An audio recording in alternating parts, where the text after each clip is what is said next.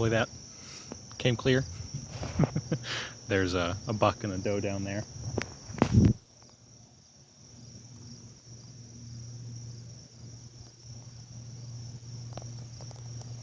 Might be a little small on the screen. So someone on one of the last videos asked for thoughts on the intersection of awakening and relationship. Presumably, they didn't specify, but presumably they are asking about romantic sexual relationships. And though I'm sure my thoughts and feelings on this will continue to evolve as time goes on, barring any accidents. Might die today, tomorrow. You could too. Always a possibility. But I'm unlikely again to take up celibate monasticism. So odds are I will continue to engage that arena of life, and have over these past years, while still making practice, sometimes full-time, my primary occupation, and now what I do to put a roof over my head and afford groceries. So many thoughts, scattered thoughts. And if this is not something you're particularly interested in, feel free to tune out.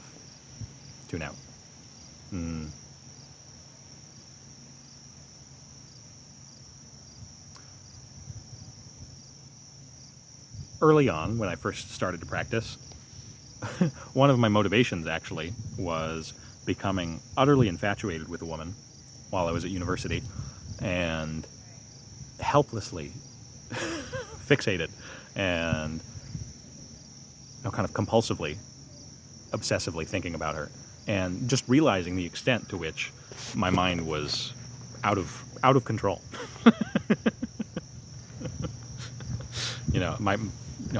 I wasn't occupied with anything else. My mind would drift to her. And I was also reading In Search of Lost Time by Proust at that juncture, and the main character at that time in that portion of the novel was going through a similar kind of infatuation, and it was insulting to my sense of pride and self-control that I could be so swayed and taken over, possessed, it felt like, by fleeting impulses and attraction. Hormones, what can you do? But it was clear to me, wow, this is an immensely powerful involuntary force that is holding the reins of my mind much of the time. What the fuck? I would like this not to be the case. So, when I did end up living in monasteries, practicing full-time, I engaged the traditional practices from the Theravadan tradition mostly, of corpse contemplation, my own corpse, the bodies of those that I found attractive, either in memory or just kind of archetypally attractive female form. I'm bisexual, but more on the Kinsey scale. I think we were talking about this with someone the other day, probably like depending on the day, a 2 or a 3. But so predominantly attracted to women, with some exceptions. But yeah, those practices, and then spending nearly all of my time practicing Anapanasati, and then jhana and vipassana, I, for all intents and purposes, became asexual for a period of time. I got to the point where I was not masturbating, I was not fantasizing, and I felt the embodied sense of attraction I felt to anybody pretty much vanished for months. And it was, how old was I at the time? 21, something like that. It was such a relief.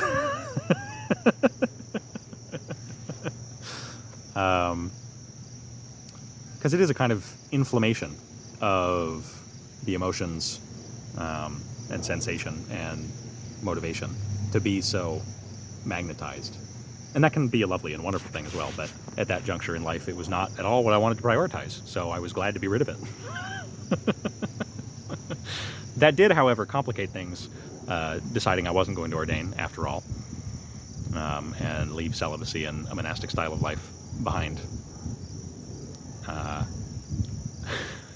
when I did begin to engage again in voluntarily in romantic and sexual feelings, it was complicated, and there was some shame. I think, not necessarily from the monastic conditioning, although I'm sure that played a part, but it was a real struggle, like from the perspective of maintaining a disciplined, clear, calm, collected mind. These passions arise involuntarily, or you feed them within the context of a relationship or an appropriate attraction. And if anything, they were more powerful, stronger than before, because I was able to perceive them with more clarity and there was less obstruction. And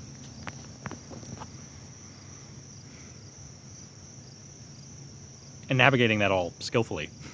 I can't say I did it very well at first.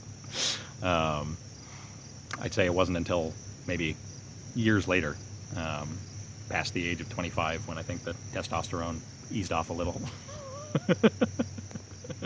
that I got a better handle on it and related to it more skillfully. But then in Vajrayana and Zen and Dzogchen, later Buddhist traditions, it's like anger, like any emotional experience. It's just a movement of affective currents through the body-mind. There's an inherent power and energy and potential in that can be enjoyed, harnessed, used on the path of awakening. Just like any sensation, just like sight, just like sound, any sensation. From a Dzogchen perspective, it's all good. Resting in Rigpa, in non-dual recognition of one's own nature. Desire, fear, anger, lust, it all self-liberates in space and can, when appropriate, direct action without leaving a trace or causing karmic entanglements. It's a high bar, though. And I can say personally from my own experience that was not not what was going on mostly. just mainly falling back into same old habits of dualistic attraction and fixation and reification of the object, of objects of my desire.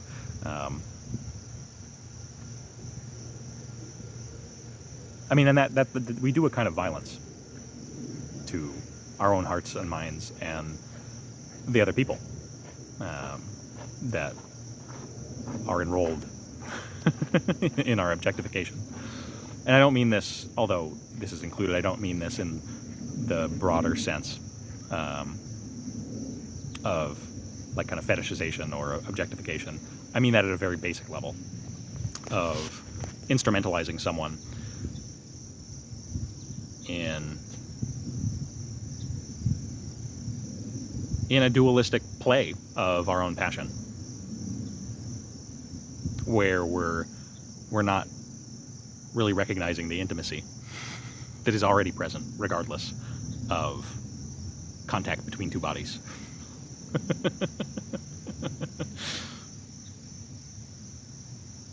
And knowing in my own life and entanglements how often I've fallen into making someone an object alternately of attraction and repulsion, and then being upset with them for something that my own mind is doing.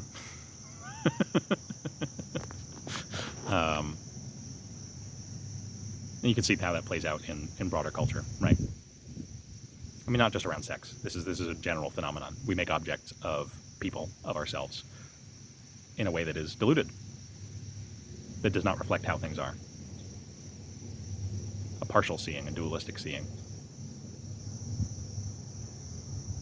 And it blocks genuine intimacy. It blocks engaging in romance, in sex, from shared recognition of our basic nature. And acting from care, respect, love, and lust. That's not that's fine too.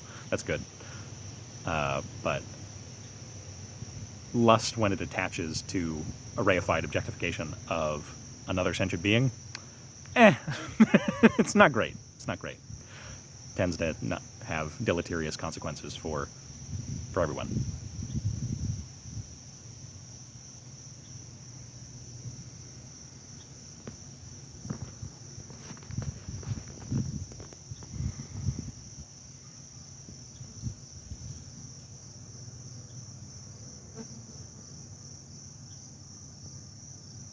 So those are some rambling thoughts. Is there anything more I want to say on the subject? Yeah, there's fundamentally nothing that obstructs your awakening. Except you.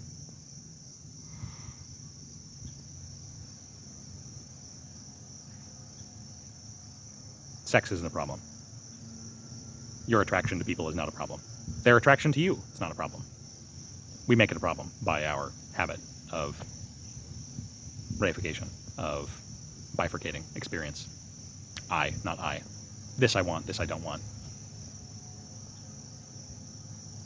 And hardening, splitting.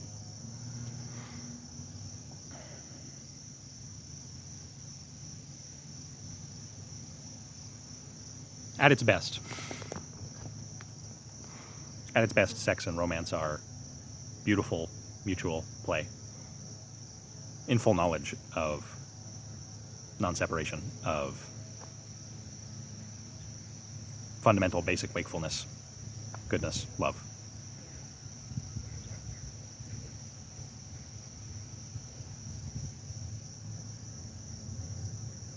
And there, it's an aid. It's not an obstruction.